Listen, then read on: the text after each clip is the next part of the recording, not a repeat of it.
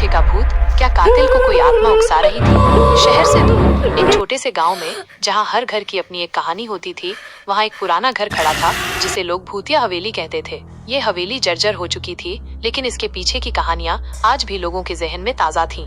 गांव वाले बताते थे कि 100 साल पहले यहाँ एक परिवार रहता था जिसके मुखिया की किसी ने बेरहमी से हत्या कर दी थी। उस हत्या के बाद से उसकी आत्मा इस हवेली में भटकती है और जो भी यहाँ रहने आता है उसके साथ कुछ न कुछ अनहोनी जरूर होती है। कोई कहता कि रात को उसकी चीखें सुनाई देती हैं, तो कोई कहता कि उसकी परछाई खिड़कियों में दिखाई देती है, लेकिन ये सब अफवाहें ही थीं या शायद सच। अब इस हवेली में शर्मा परिवार रहता था। परिवार में 5 लोग थे। राम शर्मा, उनकी पत्नी सुनीता, उनका बड़ा बेटा विक्रम, छोटा बेटा राहुल और विक्रम की पत्नी नेहा। विक्रम एक कामयाब बिजनेसमैन था। उसने इस हवेली को सस्ते में खरीदा और इसे एक शानदार घर में तब्दील कर दिया। उसका मानना था कि गांव वालों की बातें बस अंधविश्वास हैं, लेकिन गांव वाले अब भी इस घर से दूर रहते थे।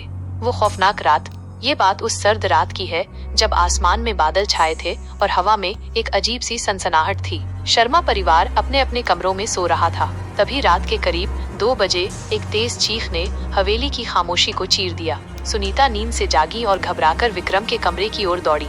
दरवाजा खोलते ही उनके पैरों तले जमीन खिसक गई। विक्रम का शव बिस्तर पर पड़ा था। उसकी गर्दन पर गहरे घाव थे, जैसे किसी ने उसे किसी तेज हथियार से काटा हो। खून से पूरा बिस्तर लाल हो गया था और कमरे में एक अजीब सी ठंडक थी जो हड्डियों तक उतर रही थी। सुनीता की चीख सुनकर बाकी परिवार वाले भी वहां पहुंच गए। नेहा तो अपने पति का शव देखकर वहीं बेहोश हो गई। राहुल ने तुरंत पुलिस को फोन किया।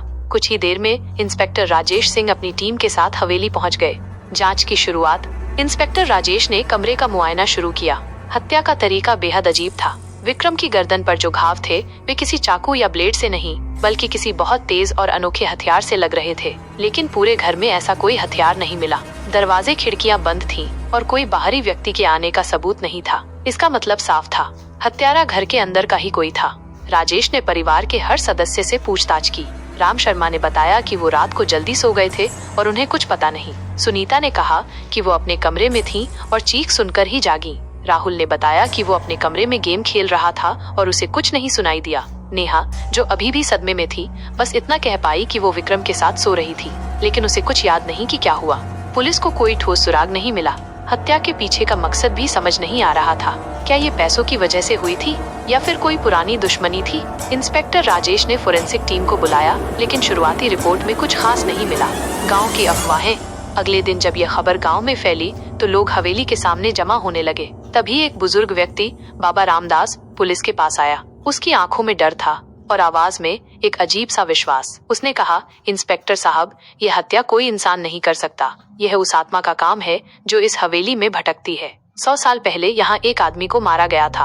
उसकी आत्मा आज भी यहाँ रहती है और बदला लेती है। इंस्पेक्टर राजेश ने उसकी बात को हंसी में उड़ा दिया। बाबा, यह 21वीं सदी है। भूत प्रेत की कहानियाँ बच्चों को डराने के लिए होती हैं। हम इस केस को सबूतों से सुलझाएंगे। लेकिन बाबा रामदास ने चेतावनी दी, साहब, इस आत्मा को हल्के में मत लीजिए, ये खत्म नहीं हुई है। अजीब घटनाएं। अगले कुछ दिनों में हवेली में अजीब अजीब चीजें होने लगी।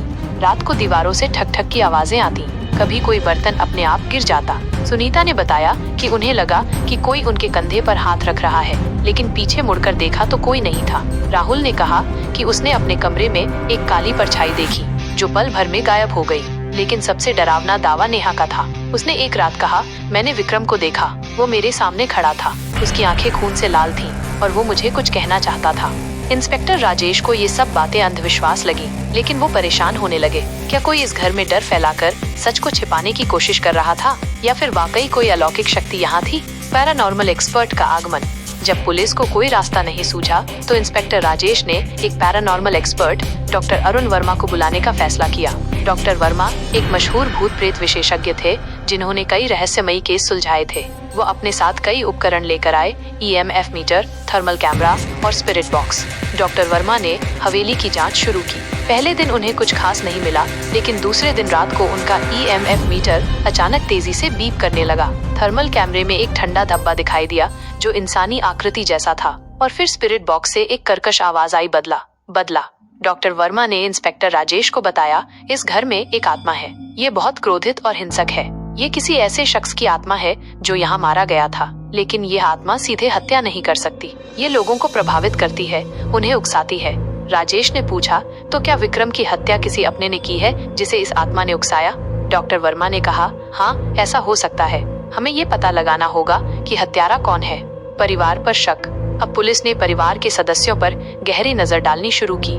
जांच में पता चला कि विक्रम और राहुल के बीच संपत्ति को लेकर तनाव था। राम शर्मा ने अपनी वसीयत में ज्यादातर संपत्ति विक्रम के नाम कर दी थी, जिससे राहुल नाराज था। दूसरी ओर नेहा और विक्रम के रिश्ते भी ठीक नहीं थे। नेहा को शक था कि विक्रम का किसी और के साथ अफेयर है, लेकिन मकसद होने के बावजूद सबूत नहीं थे। पुलिस ने घर की तलाशी ली, लेकिन हत्या में इस्तेमाल हुआ हथियार नहीं मिला। आत्मा से संपर्क। डॉक्टर वर्मा ने सुझाव दिया कि वे एक सेशन करें जिसमें आत्मा से सीधे बात की जाए। इंस्पेक्टर राजेश तैयार हो गए। एक रात हवेली के हॉल में सेशन शुरू हुआ। डॉक्टर वर्मा ने एक मीडियम शांति को बुलाया जो आत्माओं से संपर्क कर सकती थी। सेशन शुरू होते ही कमरे में हवा ठंडी हो गई। मोमबत्तियों की लौ तेजी से हिलने लगी। शांति ने आंखें बंद की और आत्मा को बुलाया। कुछ देर बाद उसकी आवाज बदल गई। वो किसी और की आवाज में बोलने लगा, मैं यहाँ हूँ। बदला बदला। डॉक्टर वर्मा ने पूछा, आप कौन हैं और विक्रम की हत्या क्यों की? आत्मा ने जवाब दिया, मैं इस घर का पुराना मालिक हूँ। मेरा नाम हरि सिंह था। 100 साल पहले मुझे यहाँ मारा गया। मेरा बदला अभी तक पूरा नहीं हुआ। विक्रम की हत्या मैंने नहीं की, लेकिन मैंने उसे उकसाया था।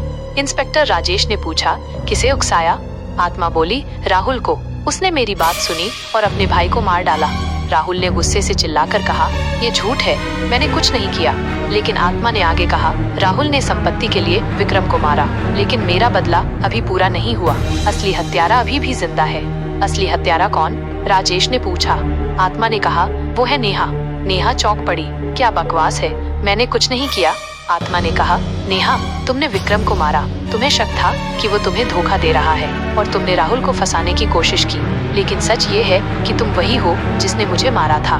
तुम्हारा पुनर्जन्म हुआ है। सच्चाई का खुलासा। नेहा घबरा गई और भागने की कोशिश की, लेकिन पुलिस ने उसे पकड़ लिया। सख्त पूछताछ में उसने कबूल किया कि उसने विक्रम को मारा था। उसने एक तेज चाकू से उसकी गर्दन काटी और चाकू को घर के पीछे के कुएं में फेंक दिया। उसने राहुल के कमरे में कुछ नकली सबूत रखे थे ताकि शक उस पर जाए, लेकिन आत्मा की बात से एक और रहस्य खुला। नेहा की आत्मा वही थी जिसने 100 साल पहले हरि सिंह की हत्या की थी। ये एक अलौकिक संयोग था कि वो फिर से इस घर में आई और उसने फिर से खून किया। अंत। पुलिस ने कुएं से चाकू बरामद किया और नेहा को गिरफ्तार कर लिया। सेशन के बाद हवेली में अजीब घटनाएं बंद हो गईं। ऐसा लगा जैसे हरि सिंह की आत्मा को शांति मिल गई थी। इंस्पेक्टर राजेश ने इस केस को बंद करते हुए कहा, कभी कभी जुर्म की दुनिया में ऐसे रहस्य भी सामने आते हैं जहां इंसान और आत्मा दोनों का हाथ होता है। ये कहानी जुर्म की दुनिया के लिए एक रोमांचक और खौफनाक अनुभव लेकर आई जो दर्शकों को सोचने पर मजबूर कर देगी। क्या सच में कोई आत्मा कातिल को उकसा सकती है?